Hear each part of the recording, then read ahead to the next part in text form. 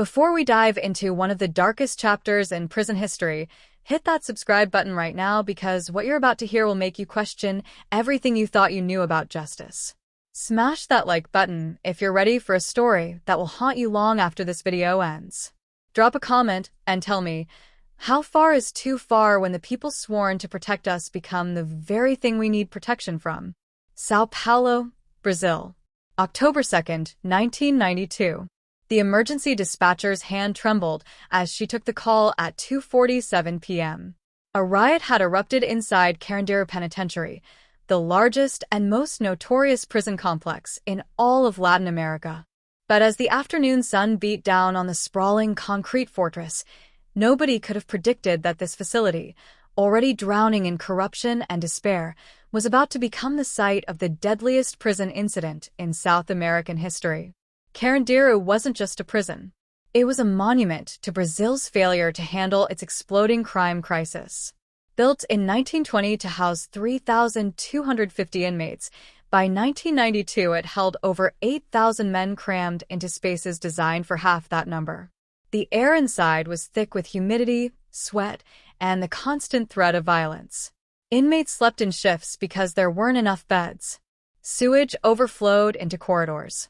Disease spread like wildfire through the overcrowded cell blocks. The guards had long since given up trying to maintain order in most sections of the facility. Inside Pavilion 9, a 5-story concrete cell block that rose like a tombstone against the São Paulo skyline, rival gangs had carved out their territories with brutal efficiency. The Venezuelan gang controlled the upper floors. The São Paulo crime family owned the lower levels. The prison guards rarely ventured inside anymore. They had learned through bitter experience that entering Pavilion 9 meant risking your life. The inmates ran their own justice system now, settling disputes with sharpened metal and homemade weapons. It was a powder keg that had been building pressure for years, and on that October afternoon, it finally exploded. It started during a soccer match in the pavilion's interior courtyard. What should have been a brief moment of recreation turned violent when a player from one gang accused another of cheating. Insults flew, then fists. Within seconds, shanks appeared from hiding places in clothing and shoes.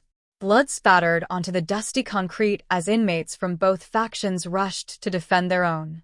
The violence spread like wildfire through all 5 floors of Pavilion 9. Men who had nothing to do with the original dispute found themselves fighting for their lives as old grudges and new opportunities for violence merged into chaos. The guards stationed outside the pavilion heard the screaming and immediately retreated, sealing the heavy metal doors from the outside. Standard protocol, they would later claim. Contain the riot, let the inmates exhaust themselves. Wait for backup. But someone in the chain of command made a decision that would change everything. Instead of calling in negotiators or riot control specialists, they contacted the military police. Colonel Uberatan Guimarães received the order at his headquarters across the city. His reputation was built on iron discipline and uncompromising force. When he looked at a prison riot, he didn't see a crisis to be de-escalated. He saw an enemy to be crushed. Within 30 minutes, he had assembled a strike force of 321 military police officers, all armed with rifles, shotguns, and pistols. They wore black tactical gear and moved with the confidence of men who had never faced real consequences for their actions. The convoy of police trucks arrived at Carandiru's gates at 4:45 p.m. Inmates watching from cell windows felt their stomachs drop. This wasn't the usual prison guard response. This was an invasion force.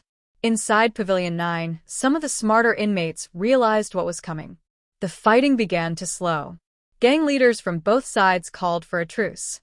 Men dropped their weapons and backed toward their cells, hoping that surrender would save them. They were wrong. At 5:02 p.m., the first gunshots echoed through Pavilion 9.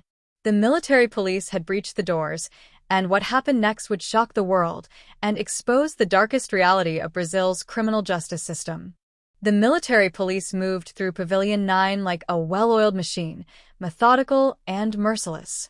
321 officers spread across all 5 floors simultaneously, their boots hammering against metal stairs, creating a sound that would haunt survivors for the rest of their lives. The tactical teams had been briefed with a simple mandate: restore order, show no weakness, make an example that would echo through every prison in Brazil. But what unfolded over the next 27 minutes wasn't crowd control. It was an execution. Carlos Alberto dos Santos pressed himself against the back wall of his cell on the 3rd floor. 23 years old, serving time for theft, he had survived 3 years in Carandiru by keeping his head down and staying out of gang politics. When the riot started, he had locked himself in his cell immediately, wanting no part of the violence. Now, as he heard officers moving down the corridor, he raised his hands above his head and whispered a prayer his mother had taught him as a child. The cell door burst open. 3 officers in tactical gear stood in the doorway. Carlos opened his mouth to say he surrendered, but the words never came. The barrel of a rifle was the last thing he saw. On the 5th floor, Josemar Almeida made a split-second decision that saved his life. As officers stormed onto his level, he climbed into a narrow ventilation shaft, squeezing his thin frame into a space barely wide enough to fit. From his hiding spot, he had a horrifying view of the corridor below. He watched officers methodically move from cell to cell, firing into spaces where men cowered with their hands raised. He saw them reload and continue down the line. Most disturbing of all, he heard some of them laughing as they worked, making jokes about target practice, placing bets on how many rounds it would take. The officers showed no distinction between those who had participated in the riot and those who hadn't. Young men awaiting trial for minor offenses died alongside hardened criminals. Fathers, sons, brothers, all cut down with the same cold efficiency. The walls of Pavilion 9 became pockmarked with bullet holes, some at knee height where men had been shot while trying to hide under beds, others at head level where inmates had been gunned down while standing with their hands raised in surrender. On the 2nd floor, the prison infirmary became a scene of unimaginable horror. 23 men had taken refuge there, some wounded from the earlier riot, others seeking safety in what they thought was a protected medical space. 2 inmate orderlies, men who had volunteered to help the prison doctor, tried to shield the wounded with their own bodies. It didn't matter. The officers who burst through the infirmary door showed no hesitation. They fired into the crowded room until their magazines were empty, then reloaded and fired again. Dr. Drauzio Varela, a volunteer physician who had worked at Carandiru for years, arrived at the prison gates at 5:45 p.m., just as the shooting stopped. The guards initially refused to let him enter, but he pushed past them, his medical credentials giving him authority even in chaos. What he found when he reached the infirmary would destroy his faith in the justice system forever. Bodies lay stacked in corners. Blood pooled so deep it spilled into the corridor. Bandages still clung to old wounds on men who had been shot while receiving care. The 2 orderlies lay draped over the examination table, riddled with bullets, their white coats soaked crimson. As word of the massacre spread, the prison administration went into damage control mode. By midnight, they had crafted their official narrative. The inmates had been armed with smuggled weapons. They had fired first. The police had merely defended themselves. The death toll was tragic but unavoidable given the extreme violence of the riot. They repeated this story to reporters, to government officials, to anyone who would listen. They claimed that restoring order in such a dangerous facility required overwhelming force. But the survivors knew the truth, and some refused to stay silent. Marco Antonio Silva, who had survived by playing dead after a bullet struck the wall inches from his head, used a piece of broken metal to carve words into a cell wall. They murdered us. October 2nd, 1992. Remember. In another cell, an inmate named Ronaldo managed to hide a small diary where he documented what he had witnessed. He wrote about men shot in the back while running away, about officers executing wounded inmates, about the systematic nature of the killing. He smuggled the diary out through a visiting family member before prison officials could find and destroy it. By dawn on October 3rd, the true scale of the massacre became impossible to hide. 111 men were dead. Not a single police officer had been injured. Not one firearm had been found among the inmates. The supposed armed rebellion was a fiction. Forensic pathologist Dr. Paulo Sergio Pinheiro arrived to begin the grim work of documenting the crime scene, and what he discovered would dismantle every claim the authorities had made. The autopsy reports revealed a pattern that even seasoned investigators found disturbing. Dr. Paulo Sergio Pinheiro had performed autopsies on hundreds of victims throughout his career, but nothing prepared him for what he found examining the bodies from Carandiru. Of the 111 dead, 103 had been shot. The forensic evidence told a story that contradicted every official statement. Multiple victims showed powder burns indicating point-blank range execution. Bullet trajectories revealed men had been shot while lying on the ground, while pressed against cell walls, while cowering in corners. The average victim had been shot 3.4 times. Some bodies contained as many as 15 bullets.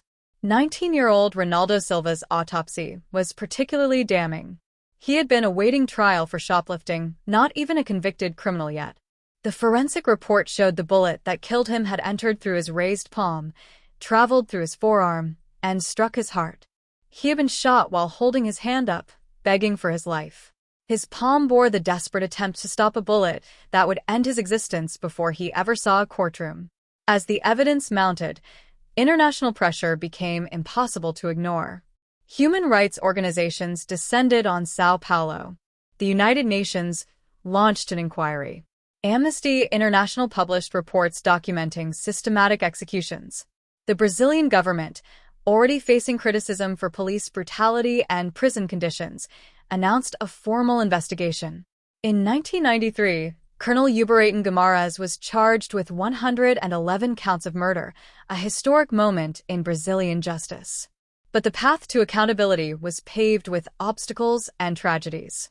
Key witnesses began disappearing. Marco Antonio Silva, who had carved the memorial message into his cell wall, was found dead in a ditch 3 months before the trial began. Official cause of death: drug overdose. His family insisted he had been clean for 2 years and feared he had been silenced. Other survivors received anonymous threats. Some fled into Brazil's favelas, too terrified to testify. The message was clear: speaking truth could cost you your life. The trial finally began in 2000, 8 years after the massacre. The courtroom was packed with victims' families, many clutching photographs of sons and brothers who had never come home. Colonel Guimarães sat rigid and defiant throughout the proceedings, his lawyers painting him as a dedicated officer following orders, facing impossible odds against violent criminals. But the forensic evidence was overwhelming. Expert witnesses testified about execution-style wounds. Survivors described systematic murder. A security tape recording was played in court, the sounds of gunfire and pleading voices filling the room. Several family members collapsed, hearing the final moments of their loved ones' lives preserved on magnetic tape. In 2001, Guimarães was found guilty and sentenced to 632 years in prison, later reduced to 171 years on appeal. For a brief moment, it seemed justice had prevailed. Victims' families wept with relief. Human rights advocates celebrated a rare victory against police impunity. But Brazil's legal system had one final betrayal in store. In 2006, an appeals court overturned the conviction. The judges ruled that Guimarães had been following orders, that he couldn't be held individually responsible for a military operation authorized by his superiors. After serving less than 2 years, he walked free. The courtroom erupted in anguished screams. Maria Santos, whose 20-year-old son Diego had been shot 7 times in his cell, lunged toward Guimarães, held back by security, her voice breaking. "You murdered my son, and they let you go." Guimarães left the courthouse to cheers from fellow police officers who viewed him as a martyr sacrificed for doing his duty. He gave interviews claiming vindication, showing no remorse for the 111 lives ended under his command. But on September 10, 2006, just 3 months after his release, karma found him. Uberaton Guimarães was shot 12 times outside his home in São Paulo. The killers were never found. Police classified it as a robbery gone wrong, but everyone knew the truth. Someone had delivered the justice the courts had failed to provide. Of the 321 officers who participated in the massacre, only 74 were ever charged. Most were acquitted. Some received suspended sentences. Not one spent significant time in prison. The man whose voice was heard on the security tape ordering no witnesses was never charged at all. He retired with full benefits and vanished from public life. In 2002, the Brazilian government made a decision that survivors saw as the final insult. They would demolish Carandiru Penitentiary entirely. Officials claimed it was about reform, about moving past the brutal conditions. But activists knew the real reason. They were erasing evidence. On December 8, 2002, demolition crews began tearing down Pavilion 9. Maria Santos stood outside the fence, tears streaming down her face, watching the walls come down. "They're not just destroying a building," she told a reporter. "They're destroying proof of what happened. They're burying the truth." Today, a public park stands where Carandiru once cast its shadow over São Paulo. Families picnic on grass that covers ground where 111 men were slaughtered. A small memorial plaque, easy to miss, marks the site with just a date and the word tragedy. No names, no details, no accountability. Josemar Almeida, who survived by hiding in the ventilation shaft, still wakes up screaming 3 decades later. He lives under a false name, terrified that speaking out will make him a target. In 2019, he granted one anonymous interview, his face hidden, his voice disguised. His final words haunt everyone who heard them. "People think the Carandiru massacre was one terrible day. But it wasn't. It was the day Brazil showed the world that some lives don't matter. And that reality still kills people every day in prisons across this country." The official death toll remains 111, but investigators believe at least 15 others died from injuries in the following days. Deaths never added to the count. In the years since, dozens of witnesses have died under mysterious circumstances. The Carandiru massacre stands as the deadliest prison incident in South American history, exposing a justice system that values order over human life, that protects those in power while crushing those without it. They thought tearing down the prison would erase the memory. They thought releasing the guilty would close the chapter. But in other prisons across Brazil, the same violence continues. Different names, different dates, same system. Because nothing really changed after Carandiru. The massacre was never an aberration. It was the system working exactly as designed, a brutal reminder that justice isn't blind. It just looks the other way when convenient.